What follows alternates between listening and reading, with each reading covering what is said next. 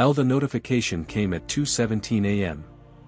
Ethan didn't even realize he was awake until the glow of his phone lit up his face. His eyes adjusted slowly, heavy with exhaustion, but his thumb moved instinctively. Scroll. Another notification. Scroll. Another life. Perfect. Engaged. Promoted. Just bought my dream car. Ethan blinked. Then swallowed. The room was silent except for the faint hum of his ceiling fan.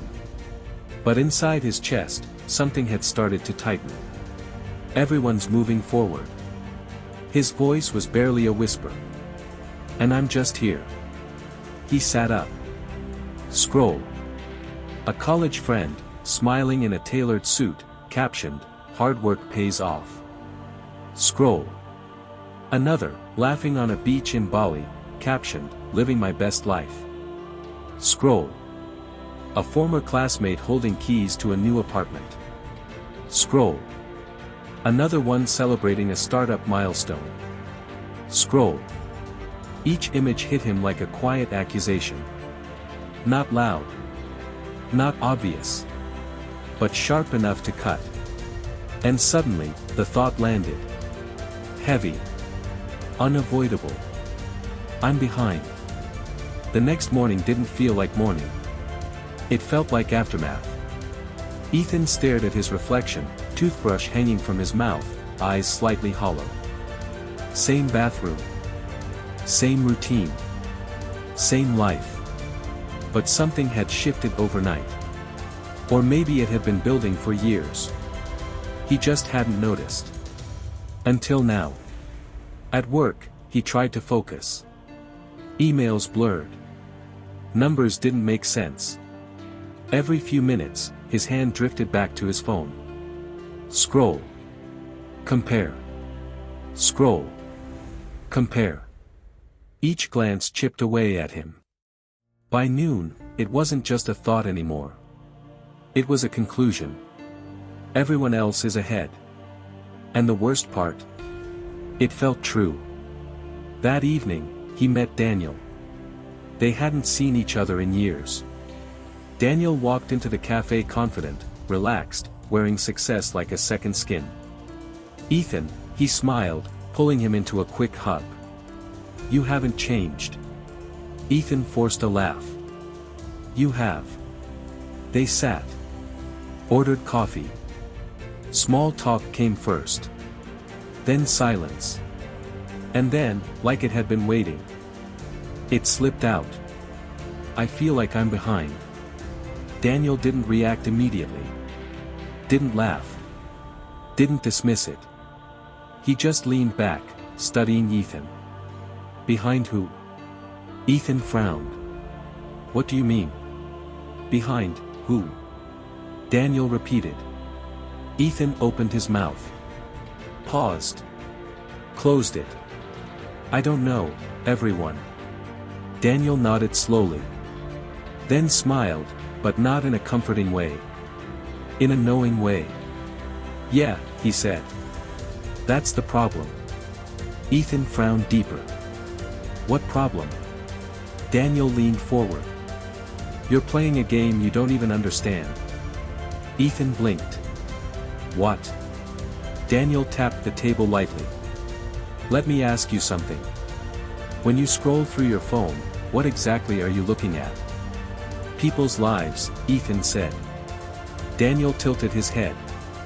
No, he said. You're not. Ethan frowned. Daniel continued. You're looking at highlights. Carefully selected, filtered, polished moments. Not reality. He paused.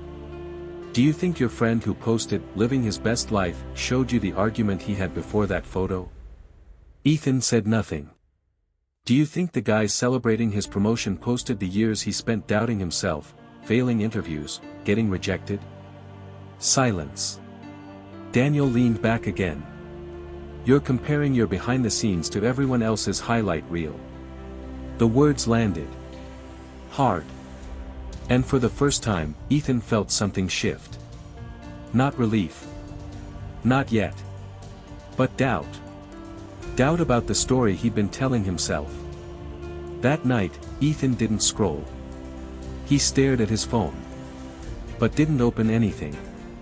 Daniel's words echoed. "You're playing a game you don't even understand." And suddenly, he started noticing things. Not online. But in real life.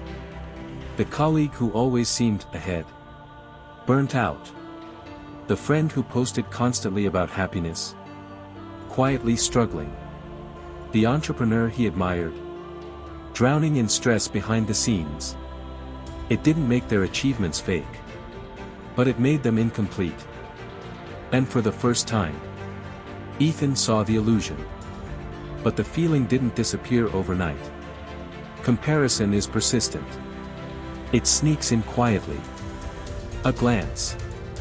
A thought. A moment of weakness.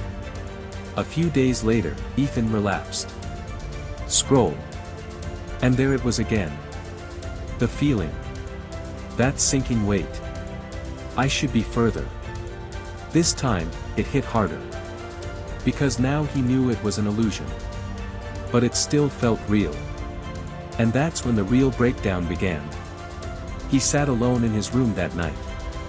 Lights off. Phone face down. And for once, instead of escaping the feeling, he faced it. Why do I feel behind? The question lingered. Uncomfortable. But necessary. And slowly, answers started forming. Not from social media. From within. I thought success had a timeline. I thought I was supposed to be somewhere by now. I thought everyone else figured it out faster. Each thought surfaced like a confession. And then came the realization. Cold. Clear. Unforgiving. There was never a timeline. The next day, Ethan went for a walk. No phone. No distractions. Just movement. And thought. He passed people. Different lives. Different paces. A man jogging. A woman walking her dog.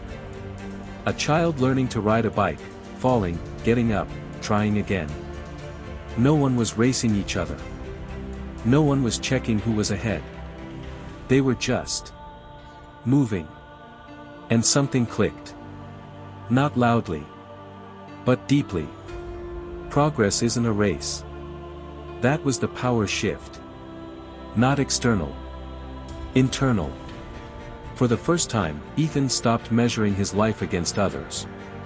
And started asking a different question. Am I better than I was yesterday?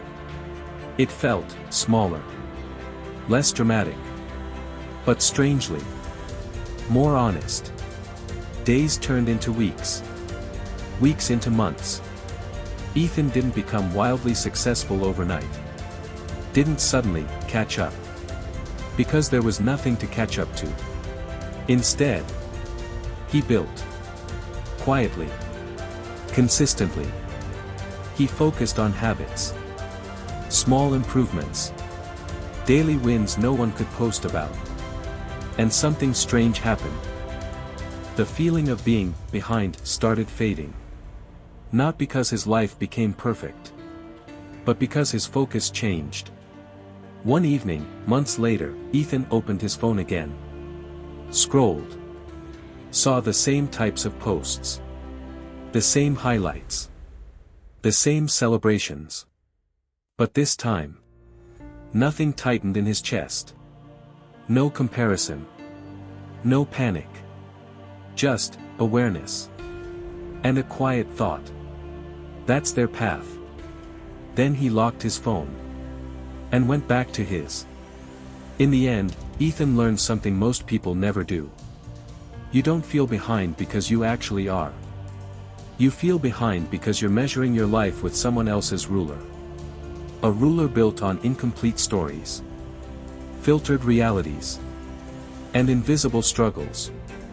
The truth is, there is no universal timeline. No global scoreboard.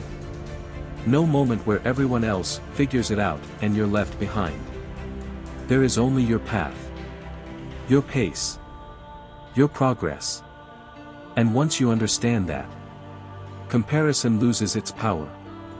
Because the game was never about being ahead of others. It was about moving forward. On your own terms. The moment you stop measuring your life against others is the moment you finally start living it. Hit like, subscribe, and stick around, because every video here breaks down why things happen, and how it affects your life more than you realize.